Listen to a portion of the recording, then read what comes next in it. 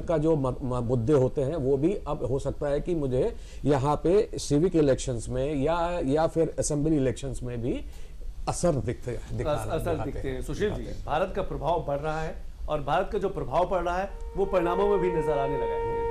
आप सुशील जी, मैं रोकना चाहूंगा, एक और बड़ी खबर आ रही, यूपी के कटेहरी सीट पर सपा आगे निकली है। यानी कि उत्तर प्रदेश के कटेहरी सीट पर समाजवादी पार्टी ने बढ़त बनाई है। यूपी के कटेहरी से सपा की शोभावती वर्मा इस समय आगे है। ये एक बड़ी खबर है कटेहरी से, और कटेहरी से 2900 वोट से समाजवादी पार्टी की जो प्रत्याशी हैं शोभावती वर्मा वो आगे है। सपा को 26,652 वोट मिले, बीजेपी को 23,723 वोट मिले। राजीव जी, क्विक रिएक्शन। देखिए, कटेहरी भारतीय जनता पार्टी के प्रभाव की सीट इसके पहले भी नहीं रही है, लेकिन भारतीय जनता पार्टी इसके बावजूद एक अच्छी लड़ाई वहां लड़ रही है। अभी काफी राउंड की काउंटिंग बाकी है, हो सकता है कुछ इसमें परिवर्तन भी हो, ऐसा मुझे लगता है। बिल्कुल सुशील जी, उसी सवाल पे भारत का प्रभाव, भारत की छवि, संवाद शैली वो महाराष्ट्र के चुनाव में देखने को मिली है। वो डेवलपमेंट, वो विकास की बात करना, वो हेल्थ सेक्टर पे काम करना। जी संतोष जी, देखिए महाराष्ट्र भारत की आर्थिक राजधानी मानी जाती है, और चूंकि वहां पर जो उद्यमिता है वो काफी ज्यादा है, वहां काफी विदेशी निवेश है, ऐसी कंपनियां हैं, और खासतौर पे महाराष्ट्र शिक्षा का भी बड़ा केंद्र माना जाता है।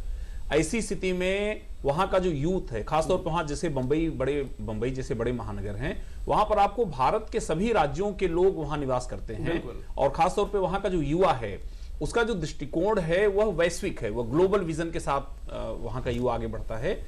ऐसी परिस्थिति में भारत का जो अंतर्राष्ट्रीय कद बढ़ा और उसका जो प्रभाव दिखने लगा कि बड़े पैमाने पर न केवल निवेश आ रहा है बल्कि ऐसी परिस्थितियां बन रही हैं कि भारत आज दुनिया के किसी देश के पीछे न चल करके स्वयं नेतृत्व करने की स्थिति तो युवाओं का जो आत्मविश्वास बढ़ा, युवाओं को जो ऐसी सुविधाएं मिलती हैं, हमारे आती हैं।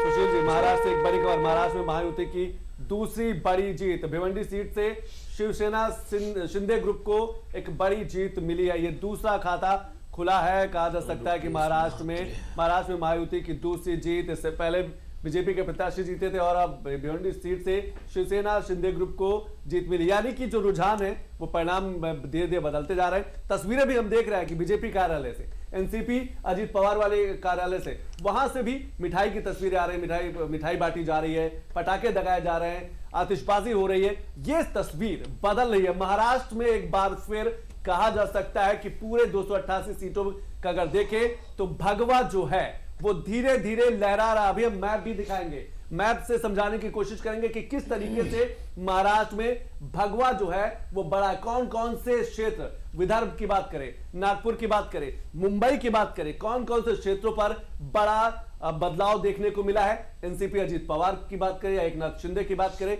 या फिर देवेंद्र फडणवीस का कितना प्रभाव रहा है। अनुपम जी, महाराष्ट्र की बात है तो आप ही के पास आएंगे। क्या आपको लगता है रुझानों में भारी बहुमत के बाद सीएम एकनाथ शिंदे की पहली प्रतिक्रिया भी आ गया, यानी कि रिएक्शन भी आ गया है। उन्होंने कहा कि हमें अच्छे कामों का फल मिला है।